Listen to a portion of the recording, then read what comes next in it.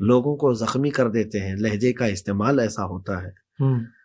میں چلتے ہوئے اگر یہاں پر ایک حکایت عرض کر دوں، سبحان اللہ، حضرت بہلول دانا کا، یہ بغداد کے وہ مشہور صوفی بزرگ مجذوب وقت کے، بغداد کا ایک تاجر جو ہے خستہ حال ہو چکا تھا اور قلاش ہو گیا، اس کے پاس مال کی کمی۔ ایک دن آیا، کہا کہ حضور میں لٹ گیا ہوں، مجھے سنبھال لیں، میں برباد ہو گیا، مجھے کچھ نہ کچھ راستہ دکھائیں۔ آپ نے کہا ٹھیک ہے، جو کچھ بھی تیرے پاس مال بچا ہوا ہے ایک کام کر، جاؤ پورے رقم لگا دے اور کالے کپڑے خرید لے۔ توجہ، پورے بغداد میں جہاں جہاں کالے کپڑے مل رہے ہیں خرید لے۔ اس نے گیا، جا کر کے خریدا۔ ایک بزرگ کی بات تھی اور ویسی بھی روزانہ ڈوب رہا تھا، نقصان میں جا رہا تھا۔ اب چند دنوں کے بعد ہوا یہ کہ بغداد کے حاکم کا یا وہاں کے بڑے گورنر کا انتقال ہوا۔ تو اس وقت رواج یہ تھا کہ جب سرکاری کسی شخص کا انتقال ہوتا تو جو بڑے حضرات ہیں وہ سوگ کے لیے کالے کپڑے پہنتے تھے۔ اب جب وہ لوگ کپڑا خریدنے کی کوشش کر رہے ہوں تو صرف ایک بندے کے پاس کپڑا مل رہا ہے، تو منہ مانگی قیمت پر اس نے بیچا کپڑے اور پھر کروڑ پتی بن گیا راتوں رات۔ بزرگ کی نصیحت تھی، کام آ گئی، مال زیادہ آ گیا اور اچانک یہ راتوں رات امیر بھی بنا۔ واہ!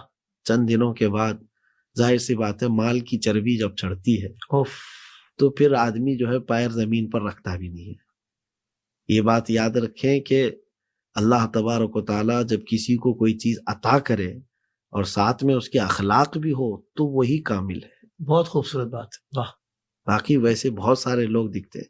پھر آیا چند دنوں کے بعد، اب اسی بہلول دانا کے پاس وہ بیٹھے ہوئے ایک میدان میں، تو آ کر کے کہنے لگا، او دیوانے بتا اب کی بار کیا خریدوں، اب کی بار کیا خریدوں؟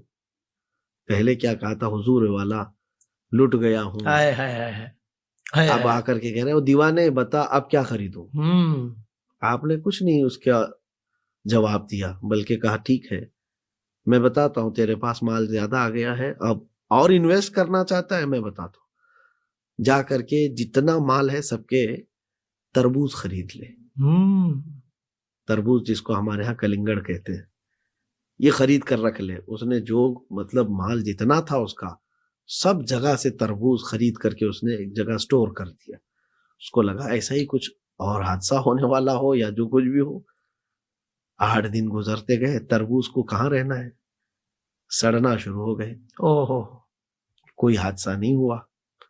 اب جب تربوز خراب ہونے شروع ہو گئے، سڑنے لگ گئے، دھیرے دھیرے اس نے سوچا انتظار کی گھڑیاں ختم ہو گئی، پورا کا پورا مال تربوز میں ختم۔ واپس اسی راستے پر آ گیا، قلاش مفلس دوڑتا ہوا آیا اور کہا، دیکھا بہلول دانا وہیں بیٹھے ہوئے تھے۔ کہا کہ یہ کیا کر دیا آپ نے میرے ساتھ، پہلے میں اتنا زیادہ مجھے امیر بنایا اور ابھی پھر سے قلاش بنا دیا۔ میں تربوز میں پوری رقم لگا چکا ہوں، اب تو میں راستے پر آ چکا ہوں۔ آپ نے فرمایا میں نے کچھ نہیں کیا، پہلی مرتبہ تیرے لہجے نے تجھے امیر بنایا، دوسری مرتبہ تیرے لہجے نے تجھے فقیر بنا دیا۔ یہ لہجہ، انسان اپنی زبان پر قابو رکھے، یہ بہت بڑے اخلاق ہیں اس کے۔